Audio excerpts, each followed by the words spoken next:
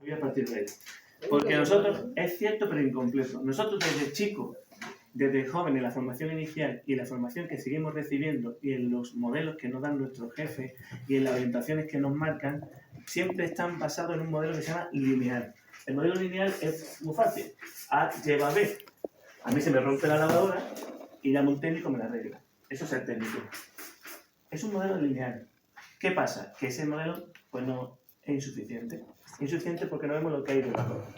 ¿Cuál es el modelo que nos están planteando ahora mismo en las Naciones Unidas? Digo porque como esta serie del Consejo Social tiene la suerte de formar parte de esta formación y de mamarla durante 2 años, nos meten un modelo que se llama modelo sistémico, ¿vale? Se llama pensamiento de sistema. El pensamiento de sistema lo que nos dice es que no es A, B, sino que aquí hay un resultado que la gente espera. El resultado que la gente espera es a una adaptación curricular y el niño evoluciona.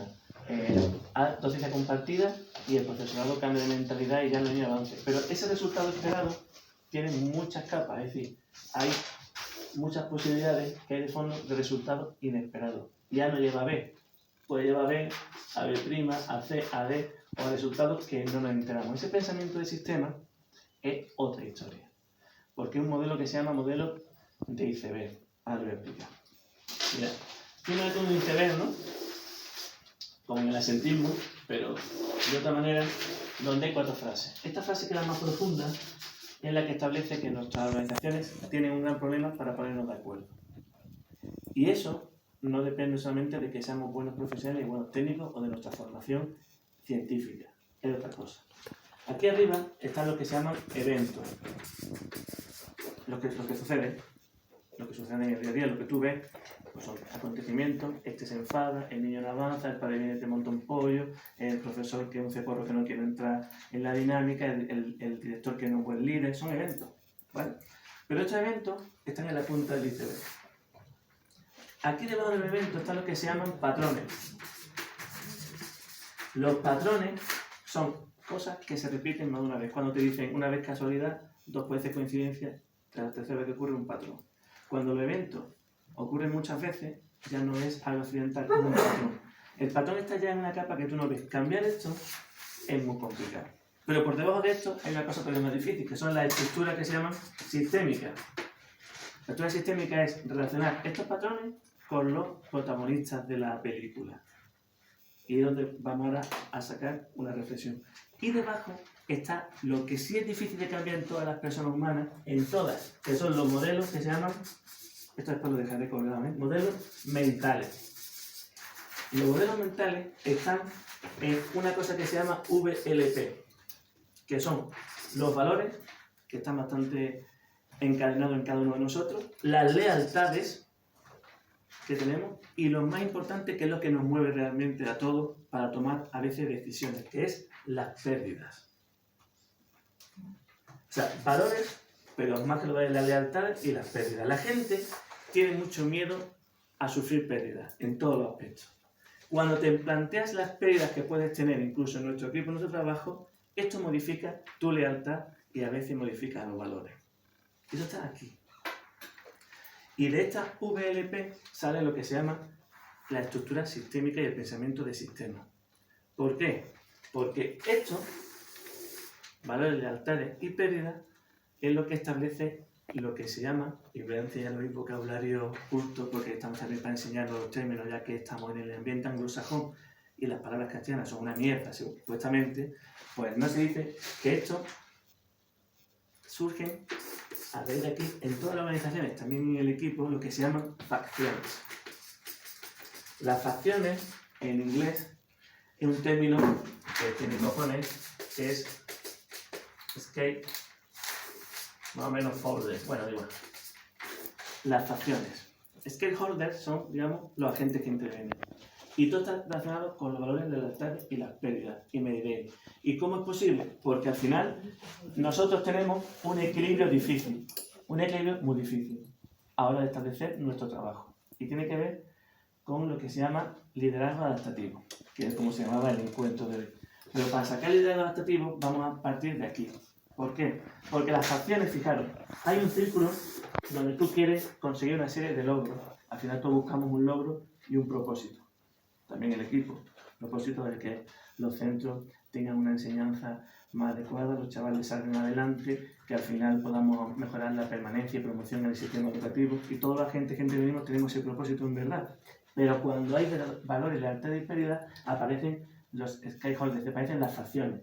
Aparece la primera facción. La primera facción son, vamos a poner, un grupo de gente en la facción que son los que realmente... La facción no me ha quedado claro, lo que es si son personas o qué es lo que es. Facción son grupos... Son personas que sí, las facciones son las personas, o sea, los grupos de personas implicados en una organización.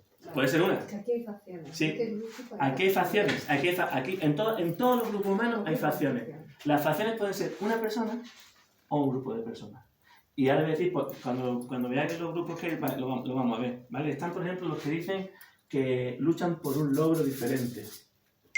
Está otra facción que son, por ejemplo, los damnificados en los grupos, los dañados.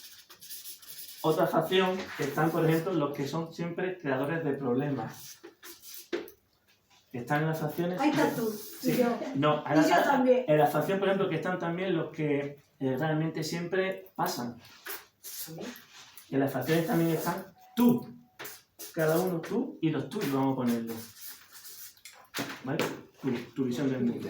Entonces, puede que coincidan facciones o no, pero aquí, por ejemplo, los que quieren un logro nuevo son, digamos, los que luchan porque las cosas cambien teóricamente, porque quieren un cambio rápido, los que van a un claustro y dicen, sí, tío, que no sé cuánto, la emoción y todo. Y la gente dice, no entiendo que nosotros tengamos esta pasión y ese compañero ahí, que esté en el grupo de los pasivos. Es que esa facción existe porque tiene unos valores y porque tiene una lealtad de y que tiene unas pérdidas. Y a lo mejor la pérdida es que si pierde su comodidad, su status quo, se encuentra en un territorio inseguro, no se atreve y prefiere quedarse de pasivo antes de meterse en un barco que no controla. Entonces, o están los que dicen, no, nosotros vamos, a ver dónde nos colocamos, pues no estamos de acuerdo con este director. No, los que crean problemas son los que, más que, como dice Ana, un servidor, los que crean problemas son los que siempre están diciendo, eso no va a servir para nada.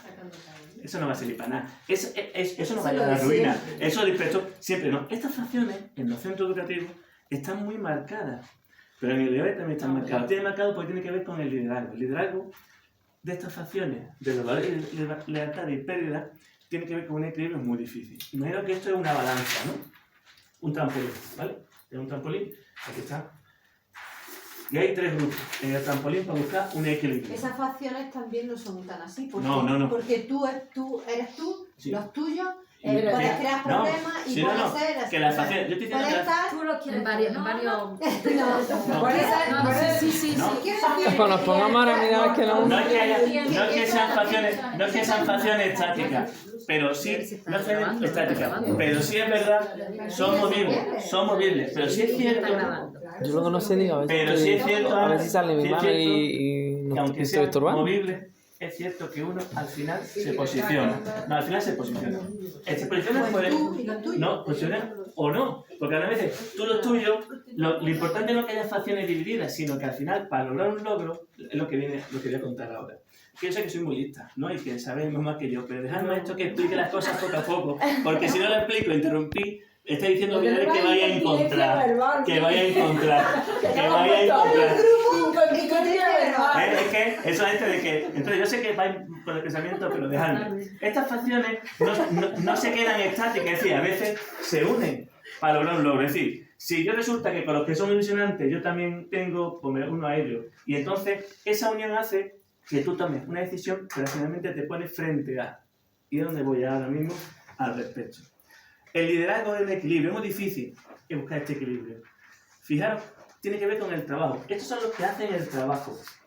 Estos son los que devuelven el trabajo y estos son los que incumplen el trabajo. ¿Vale? ¿Los del medio los qué? Los que devuelven el trabajo. Voy a explicar. Nosotros siempre creemos que nos han enseñado por el pensamiento lineal que lo importante es hacer el trabajo. Porque tiene que ver con un concepto de liderazgo, ¿vale? Liderazgo y con un concepto de autoridad, que no son dos cosas. Nosotros estamos muy educados en ser personas que necesitan la autoridad. La necesitamos. Nos han enseñado a eso, es decir, lo que diga el jefe, lo que marque la norma, lo que... Hombre, somos funcionarios, perdona, no somos autónomos. Sí, no, los autónomos también.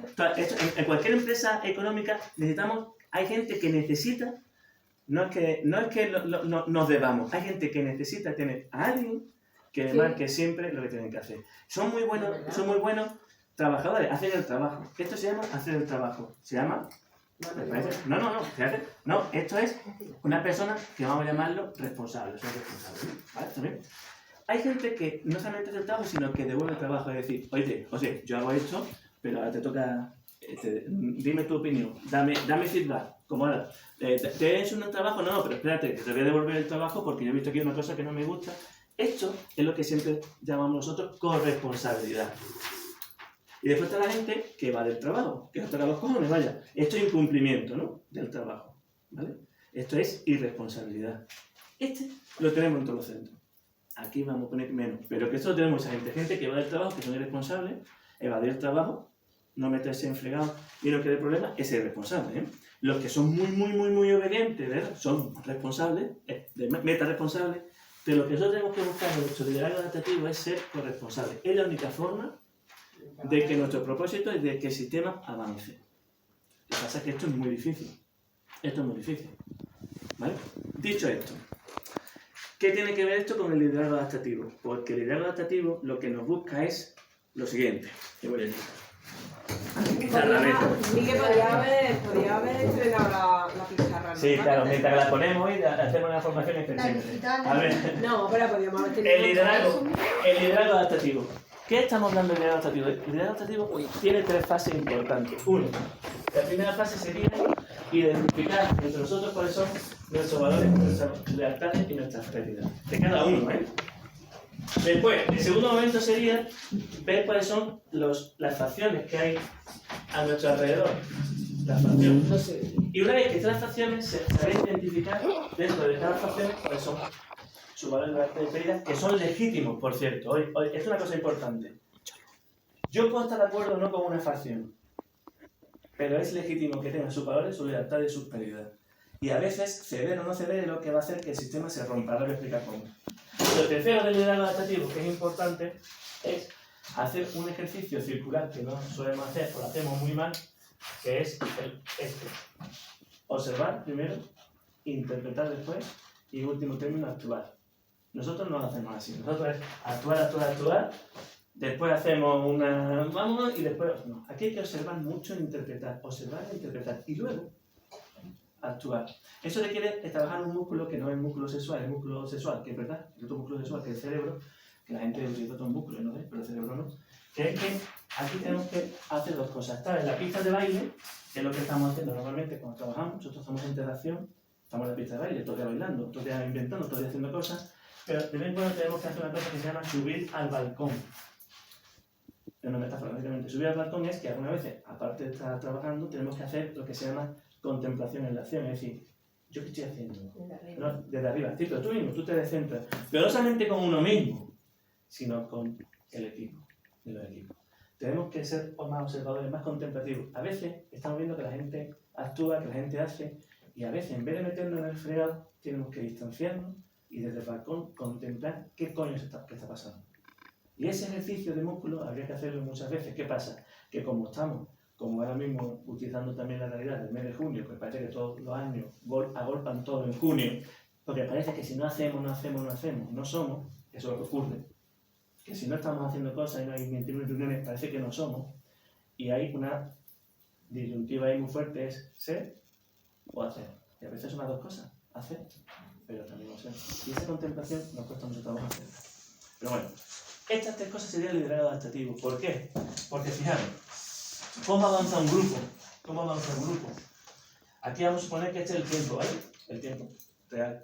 Y esto sería la eficacia o el desequilibrio, da igual. Aquí hay una franja que llamo yo la franja de crecimiento, ¿vale? De crecimiento. En esta franja es donde los grupos pueden crecer. Eso se llama reto adaptativo. O sea, hay retos que no son yo soluciono un tema, sino hago que el grupo vaya tomando sus propias decisiones y vaya avanzando. En esta franja. ¿Y por qué en esta franja? Porque tiene que ver con esta observación. Imaginamos que el grupo arranca aquí, tiene su avance, tiene su retroceso, sale, ¿vale? Va aguantando la tensión, discute o cae. Hay 2 momentos clave en todas las organizaciones humanas que provocan una ruptura brutal y hagan lo que hagan en los centros y hagan lo que hagan en los equipos, no hay vuelta atrás. Por eso algunas veces, cuando nos encontramos con equipos educativos, equipos directivos, equipos docentes, que no hay cojones ya de reanimarlo, es porque al llegar aquí no se ha superado la tensión, ha habido una tensión brutal con el director y nos hemos enfrentado y ya no hay confianza y salta. O llegamos aquí y no hay un momento de subir la tensión, de decir vamos a seguir creciendo, vamos a reflexionar y la gente se desanima y cae. ¿Vale? Tanto en este punto donde hay una ruptura o en este punto donde hay un enflaquecimiento, una pasividad, ¿vale? En esos puntos ya el grupo no tiene solución para crecer. Y nosotros tenemos que utilizar esto para saber exactamente, hacer una lectura de cuándo el grupo puede friccionarse o las relaciones interpersonales se pueden, también pasan en los matrimonios, También llega un momento en el que tú aguantas la tensión, pero antes llega un momento de tener una conversación, aguantas, por eso de que nos han enseñado que el proceso lineal, aguanta, en vez de tener una conversación profunda en un momento determinado, decir, vamos a ver cuáles son tus valores de alta y pérdida, cuáles son los míos, cómo hemos cambiado con el tiempo, porque esto, como ha dicho Ana, se va modificando también. Puedo estar en una facción unos años en mi vida y pertenecer a otra facción en otros años en mi vida, pero el matrimonio... Puedes no estar de eso. Claro, y entonces, pero no se habla. Entonces llega un momento en el que se rompe la confianza o el momento en el que hay una decepción. Las relaciones interpersonales pasan, las relaciones con los hijos. Esto es muy útil para cualquier relación interpersonal que tengamos y nos ayuda a pensar muchas veces cosas que han ocurrido y por qué, y cosas que pueden ocurrir y evitarlas, ¿no? Esto tiene sus nombres y voy a enseñaros más vocabulario en una citita. Esto, cuando empieza el grupo a establecer su propósito de cambio, venga, el claustro, que podemos hacer un proyecto de compensatoria en condiciones, vamos a intentar que no haya libros, venga, una enseñanza. Esto se llama forming. Tú vas formando el grupo, ¿vale? Cuando tú tienes tu momento de altibajo y demás, ¿vale? Estos altibajos que tú más o menos, pero que son a la danza, a la retrocede, no estoy de acuerdo contigo, tengo una pelea, hay un retroceso que dice, tío, vamos a no bien al otro retroceso en el equipo, ¿no? ¿Puedes ver? Eso es una cosa normal que se llama norming. Tú vas teniendo tu avance y aquí hay un peligro, que es que se utiliza mucho la palabra consenso. Y el consenso es una forma de toma de decisiones de muchas, pero es la que siempre utilizamos, o votación o consenso, o mayoría o consenso, y no hay más. Pero como no nos han enseñado en nuestra formación inicial y tampoco nos da por preguntar, porque aquí en el equipo yo todavía no he visto que se tome una decisión por contingencia. No se ha tomado nunca. Y me digo, pues mira, eso existe, claro que existe. Nosotros tenemos dos formas de tomar decisiones, que es votamos y por consenso. Claro que el consenso, si atendemos valores de alta y pérdida, no es porque yo esté de acuerdo con el consenso. Es porque si yo voy a dañar a mi director, que soy su amigo, y le llevo estudios de su amigo, y me debo a él porque me ha nombrado director, y entonces yo tengo una lealtad, pues voto que sí, pero porque tengo esa lealtad, y porque si no lo hago, voy a perder a mi amigo, no por mis valores ni por mi creencia. Entonces aquí hay falsas tomas de consenso. A veces no hay que votar el consenso, sino la voz como autoridad del equipo, tampoco se hace. ¿De quién sabe más, por ejemplo, de docencia compartida? Carmen, por ejemplo, vamos a poner, ¿no? Y ella ha dicho que esto no va a funcionar. Ya, pero es que los demás opinamos lo demás y los demás somos mayoría y al no se toma una decisión por mayoría, se toma por voz de autoridad o se toma por contingencia. Y eso es que algunas veces tenemos que entrenarlo. Porque llega un momento en el que esto se puede romper, que es cuando mantenemos la tensión. Pues no estoy de acuerdo, pues la mierda, pues así. Entonces el director se enquista, se pierde la confianza y entonces sería lo que se llama dissolving. El dissolving es que cuando ya la confianza se ha perdido, ya lo que hay es rencilla de odio. No se llama así porque somos muy educados, pero el odio de ya no hay vuelta atrás. Tú por tu camino, yo por el mío, he perdido la confianza, me has traicionado, todas esas palabras. No me lo esperaba de ti. O bien la gente se desanima porque está cansada y el dissolving es por defecto, por desidia.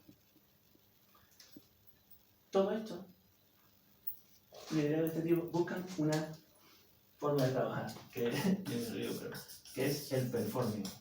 Vale. Eso es lo tuyo. Y el performing... Ay, ya está. Pero no, esto no es mío, que esto no es mío, que esto es la ¿Qué es lo científica. tuyo? ¿Qué es lo tuyo? Pero el performing es cómo el grupo puede avanzar cambiando un poco la regla de juego, que es buscar nuevas formas de toma de decisiones, como he dicho. ¿Por qué no probamos que además del consenso hagamos un día una toma de decisiones? A ver qué pasa por contingencia. Nos podemos equivocar y vamos a probar. A lo mejor resulta que aprendemos otra forma de hacer las cosas. O por voz de autoridad. O lo hacemos por necesidad urgente. Vamos a buscar una Por nueva... necesidad urgente lo hacemos mucho. No, necesidad urgente, a nivel individual, pero necesidad urgente, cuando se vota aquí, hay que votar. Yo tengo necesidad, pero si queréis, además que no falla, es que somos tan educados que nuestra formación es, yo tengo necesidad, pero si os parece, votamos, ¿vale? Yo no quiero imponer nada, votamos. No. ¿Cómo que tú no quieres imponer nada? Si a veces es mejor decir, mira, yo no quiero imponer nada, pues yo estoy convencido de que esto es lo mejor. No, porque al final, de aquí nos dejará un poquito de villa, nos tomamos un par de copas y decimos, ¿cómo quedamos? Mi idea es la mejor. Para que como tenemos un normie, sí, porque tenemos un normie tan educado, pues buscamos lo que sea eufemismo políticamente correcto y confundimos el pensamiento político. Y el pensamiento político, que no es lo que están haciendo estos gilipollas en la campaña, es realmente saber cuáles son las facciones, cuáles son su identidad y cómo podemos utilizar el performing, ¿vale? El performing, al final, es buscar instrumentos que nos permitan hablar de lo que es liderazgo adaptativo, que es todo esto. Y este nuevo horizonte o nuevos instrumentos, y aquí es donde voy, en los nuevos instrumentos es donde yo hoy os propongo uno pequeño, ¿vale? Que tiene que ver con el formador de políticos tan importantes como Obama. A ver si creéis que Obama sale y dice lo de We Can porque se le ha ocurrido a él. No. O sale Simeone del Atlético de Madrid diciendo, no, pues que partido, que parece un unicornio, pero es más profundo de lo que parece. Porque tanto Obama en su estado americano como Simeone aquí han hecho una formación brutal de inteligencia emocional. Sabéis que hay una formación exclusiva de inteligencia emocional que tiene 7 niveles, si no os lo cuento. 7 niveles. No es una formación del C, mucho más profunda, gracias a Dios. Entonces, los 7 niveles se hacen sobre todo en Madrid. Tienes inteligencia emocional básica hasta que tú empiezas a saber cuáles son, por ejemplo, el enneagrama de cada uno, cómo mover al grupo, cómo motivar a la gente, cómo utilizar el liderazgo adaptativo. Si tú coges a Simeone y coges, por ejemplo, al entrenador de la Roma, que es Mourinho, ves quién ha hecho inteligencia emocional y quién no lo ha hecho. Y honestamente tiene que ver con la forma de ser, tiene que ver con la formación en esto. ¿Vale? Y ellos han tenido un maestro, que todavía está vivo, que se llama Marshall Gans, que es un experto en liderazgo adaptativo, y en una de las herramientas que se llama narrativa pública. Esa narrativa pública, vamos a llamarla NP. ¿Qué es la narrativa pública? Es contar historias. Pero no contar historia y cuentos, que eso no da muy bien, sino utilizar una herramienta para que a través de una historia de vida personal, tú movilices a la gente por un propósito. Eso lo haces Premeditadamente. Sí. Premeditadamente. El que me dio el curso en julio me dice, eso lo llevas tú en la sangre. De hecho, me ha dicho, vente a Chile y me ayuda a dar estos talleres allí. Digo, sí, un año de esto voy. Porque dices, tú que lo llevas innato, pero aunque no lo lleves innato, todo se aprende. Entonces, a veces yo, cuando esta formación me la he encontrado, digo, ostras, esto está haciendo yo sin saber cómo se llamaba, porque hacemos cosas a veces, todo y todas, pero no sabemos cómo nominarlas porque no tenemos una formación o porque nadie ha dicho, esto se llama así. Y seguramente lo que voy a contar mismo lo hacemos todo de una forma, pero si somos capaces de potenciarla y hacerla de manera sistemática, podemos movilizar a más gente. Ahí tienen los políticos. Ahora nosotros gilipollas, podemos movilizar a más gente. Entonces, ¿qué es la narrativa pública? La narrativa pública, eso es buscar un objetivo, ¿vale? Un objetivo y un propósito.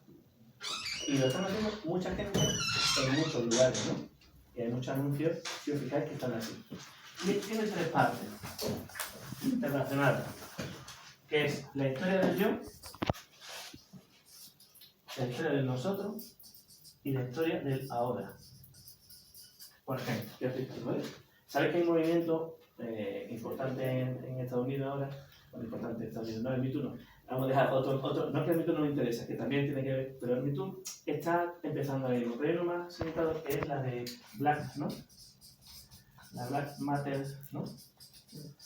O la Black Matter, la vida negra, cualquier vida negra cuenta. Este movimiento en América, cuando han matado a un afroamericano, un negro, y salía a parda, han empezado a hacerla bien.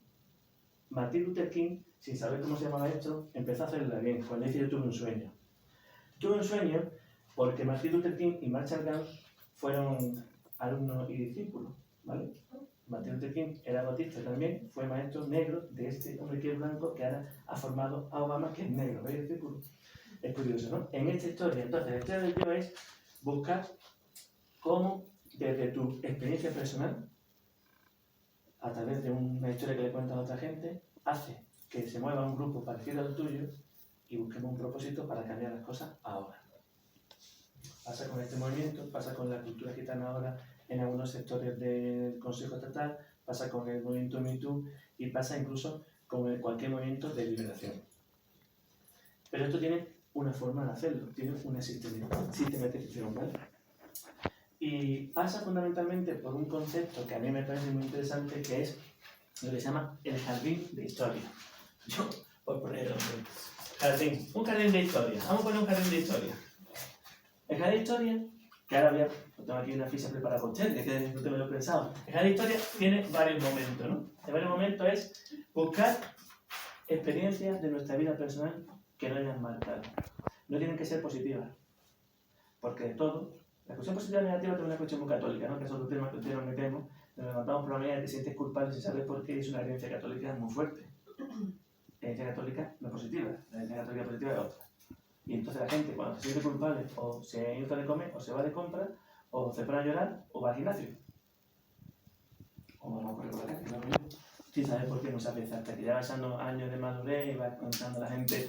No, y va. No, mira, sí, y va integrando las cosas, la va viendo de otra persona. de madurez me miran. Para que no me hablar yo de mí, de preferencia, tengo que hablar, sí, de madurez, pero no de madurez, sino que tú vas integrando tus cosas en otras. Todo hacia su paso. Este jardín de historia, que lo que voy a proponer que se haga, es la siguiente forma, ¿vale?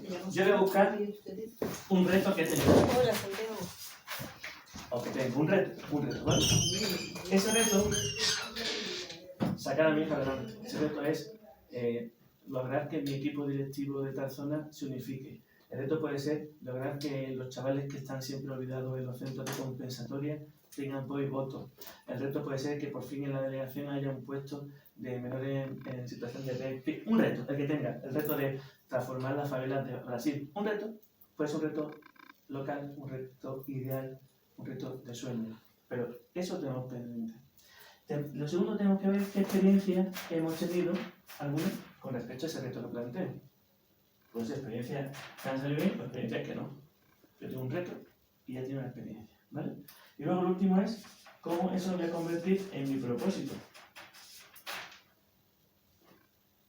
Y ahora voy a poner el ejemplo. Martin Luther King empieza diciendo, he tenido un sueño. Fíjate cómo empieza el discurso. Esto porque ya lo hemos escuchado, pero poner en esa plaza la primera vez que Martin Luther King sale sabiendo que le han intentado matar 3 veces, que está en la lista negra, que le han disparado 2, que han matado a gente allí en el Mississippi, y él dice, I have a dream. Tengo un sueño. La gente, este tío, tengo un sueño. Porque el Trump, que en vez de decir esto es una mierda, hay que levantarse, no dice, tengo un sueño. Y empieza a contar el sueño. He soñado que los negros van a trabajar. He soñado que esta mañana me han cedido el asiento en el autobús. He soñado que formamos parte de la Cámara de Diputados. He soñado que hay policías negros. He soñado ese mundo. Y me he despertado y he visto que el sueño todavía falta. Pero es posible. Vosotros no tenéis un sueño. Hay otros negros en otras partes del mundo trabajando en el mismo sueño. Y él pasa de la historia suya a la historia de nosotros. Allí en Alabama está Antonio, está Juan, que tiene este sueño. Y ahora, para conseguir ese sueño, ¿qué podemos hacer? Hay en la 11 una chavala que sale en los anuncios ahora, no, para anunciar los premios, ¿no? Que es Albina Ciega, lo han visto, ¿no? Sí. Esa tuvo en mi formación, Rosa María Ciega. Esa chavala, su historia de vida fue la siguiente. La primera vez que estuve en la cárcel, así empieza su historia. La primera vez que estuve en la cárcel, sí, la primera vez que estuve en la cárcel porque me presenté, y sigo contando, a un trabajo de funcionaria, de educadora dentro, y claro, fui mujer, además albina y ciega, y me meto en la cárcel sin saber lo que iba a hacer, tenía mucho miedo, los presos eran de tal forma, y resulta que la gente me dijo, tú no vas a conseguir nada, pero claro, yo dije, ¿por qué las personas que tienen una discapacidad no podemos acceder incluso a trabajos difíciles? Y entonces busqué por ahí, y en España, en otras cárceles, en otros sitios, había también ciegos que habían entrado a trabajar como funcionarios, y pasan de su experiencia a nosotros. Y en la experiencia de la cárcel fue el tal, y eso me ayudó a pensar que hay que potenciar en las empresas la contratación de discapacidad. En los estamentos públicos, el tanto por ciento de contratos de discapacidad. Y en los funcionarios, un tanto por ciento de discapacidad. Y llaman a las empresas para el contrato. Y ese es el círculo de lo que se llama una narrativa pública. ¿Bien? ¿Hasta ahí? Sí, ¿no? Otro ejemplo de narrativa pública que hacemos muchas veces aquí es cuando la cultura gitana dice, yo cuando era joven dejé preñar a mi mujer, ¿no? Otro no, a contarlo, contó Antonio. Antonio fue a contar y dice, yo tenía 15 años, dejé preñar a mi mujer que era gitana. Con 15 años vaya conciencia, pero la dejé preñar. Y estuve una noche diciendo, ¿y ahora qué hago? ¿No? Que ella deje su trabajo, que ella deje de estudiar, y yo, pues, sostengo una familia. ¿No? Como yo soy el hombre y ella se queda preñar, pues ya dejo. Pero planteé que no. Planteó que fuera ella la que trabajara con el niño y yo la acompañara. Y está llamando a la movilización de la cultura gitana femenina, de que no tiene siempre que estar supeditada, ¿vale? Y entonces, como yo le a mi mujer que se quedara su estudio buscando preñar, resulta que ahora ella tiene su graduado y ahora existe el programa Atrévete en Granada. Y el programa Atrévete está diciendo que, igual que yo hice con mi mujer tiró de mí y sacó su estudio, porque tu hija no puede, o tu mujer no puede estudiar aunque esté embarazada y seas tú el que la apoye. Es una historia del yo, una historia de nosotros y una movilización social en la obra. Por ejemplo. Bien, ¿cómo lo vamos a hacer? En unos minutillos. Porque tengo aquí mi trabajo hecho. Aquí pongo voz auténtica, que es como se llama esto, ¿no? Historia del yo. Porque claro, esto hay que hacerlo a la vez. O sea, primero se hace esta, después se hace esta, y después se hace esta, y después se hace un resumen. Porque tú tienes que tener 4 o 5 minutos como máximo para que la audiencia no te mande a tomar por culo para contarle una movilización social. Porque hay gente que lo hace en media hora, pero tú no hay mente humana en un discurso, ni en un meeting, ni en un sitio para movilizar que en media hora te movilice. El mensaje tiene que ser directo, claro y motivador, entusiasmante y real. Y tú no puedes hablarle a una audiencia un meeting de más de 10 minutos, porque no hay Dios que te aguante. Y eso se entrena. Nosotros queremos entrenar, igual que has entrenado, a hacer un informe psicopedagógico. Tú haces un informe psicopedagógico. Ya llevamos una hora contigo. No, yo estoy explicando la teoría, no estoy explicando el ejercicio. Es otra cosa distinta. Que no lleva ni una hora. Es como cuando ponéis a hablar aquí sin parar de cosas. Pero la cuestión es que, igual que te entrenas en el informe psicopedagógico que dice, llega a la dimensión cognitiva y tú ya sabes exactamente de qué coño tienes que hablar, la primera que te encuentras a esa dimensión dices tú, hostias, ¿no? O cuando llega la compañera del sentismo y dice, la primera que se tiene que enfrentar a un detalle, los puntos, las faltas, por la primera que lo escucha dice, sí, más o menos me entero, pero hasta que no se ponga ahí, una vez que ya eres ducha, pues eso te sale de forma natural. Si nosotros tuviésemos una formación seria en esto, nuestras organizaciones mejorarían sin duda. Y no elegiríamos de director siempre a una persona por el hecho de que sea más antiguo, vaya al curso de director y no hay otro candidato. Sino elegiríamos dentro del grupo al que realmente tuviese el liderazgo. Que el liderazgo no se impone, no tiene que ver con la autoridad. El liderazgo se da. En este grupo el liderazgo va navegando. Somos nosotros los que damos el liderazgo y los que lo quitamos. No porque tú seas el director de un centro y eres el líder, ya sabéis que no. Y hay liderazgo natural, liderazgo que la gente pues lo tiene por cargo y la gente lo tiene innato. Entonces, el liderazgo algunas veces en esta formación permitiría que ceporros, voy a decir así, no estuviesen tomando decisiones. Ni aquí, ni en ningún sitio. Esto también sirve, para una opinión que tengo yo, que resulta aquí, el equipo nuestro técnico de orientación educativa y pedagógica no solamente es técnico. No estaría dicho. No es técnico, es técnico y debe ser técnico y adaptativo. Técnico porque hace documentos técnicos nos ayuda a nosotros a mejorar nuestra capacidad profesional y adaptativo porque permitiría que muchas de las acciones que hay en el equipo de orientación tuviese una mejor sinergia de fuerza a la hora de trabajar en el equipo. Que nosotros lo llamamos técnico, pero es adaptativo. Porque él quiere otra cosa. Pero bueno, eso es igual que en cualquier organización, ¿no? Os voy a dejar este esquemilla. Mirad, aquí hay una explicación muy sencilla y espacio. ¿Qué hay que hacer en unos minutos? Es, recuerda valores que consideras más importantes para ti. Valores. Perdón por valores. El amor, la justicia, no sé, la igualdad, la equidad, el deporte. Valores. Los momentos clave que te inspiraron a pensar de forma diferente, ¿no? Es decir, ¿yo por qué quiero cambiar el mundo? ¿Yo por qué ahora quiero meterme en esto? ¿Por qué quiero seguir la orientación? ¿Por qué? ¿Por qué estoy en la orientación? Porque he puesto trabajo seguro, porque no puedo entrar en educación social, bueno, que sea, ¿no? Que aún siendo así, ¿por qué? Hay que pensar cuáles son nuestros valores y cuál es nuestro propósito actual. Y un reto que tengáis. ¿Y un qué? Y un reto. ¿Vale? Eso es el primero. Entonces, digo, por un lado la justicia, mi reto es irme a Tarfe y allí intentar, por ejemplo, ¿no? Que en el equipo o en los centros de alta la docencia compartida meta, o que el equipo realmente sea más equipo, o por ejemplo que allí la zona de marginación de Pilar Puente sea más justa. En fin, ¿cuál es vuestro reto? ¿Pensad los valores? Profesional. Sí, vamos a ser profesional. Pero que lo pueda aplicar. Uf, yo lo tengo fatal, ya que voy a jubilar. No, no importa. Pero tú tienes un reto. Tienes un reto. O sea, ¿qué te tienes tu reto? También lo podemos hacer a nivel también. No se va a jubilar. No se va a jubilar. Pero a lo mejor reto es. No, pero a lo mejor te sirve a pensar. Escúchame, a lo mejor tú ya piensas que a lo mejor resulta. Parece tontería. Dices, si mis valores, por ejemplo, no sé, profesional, me siento bien y demás, a lo mejor no me jubilo todavía. A lo mejor puedo compaginar, no puedo pensar todas opciones, ¿vale? Lo podéis hacer también a nivel personal. Pero a nivel personal ya es meter unos jardines que son complicados. Un jardín que para mí es complicado. Es decir, lo podemos hacer con nuestra relación de pareja con nuestro hijo. Pero yo, hasta que no haya el entrenamiento, no me metería en esos lares, ¿vale? ¿Es fácil hacer eso? Os he puesto una segunda paginita aquí con una explicación breve donde está reto, elección y resultados. Un ejemplo, ¿no? Reto, y te hace una pregunta. Elección, porque te hace una pregunta y resultado te hace una pregunta. Si seguimos este esquema, es más fácil construir una historia. O sea, la segunda página antes que la primera. Se las dos a la vez. ¿Cuál es la tarea que os encomiendo en unos minutos?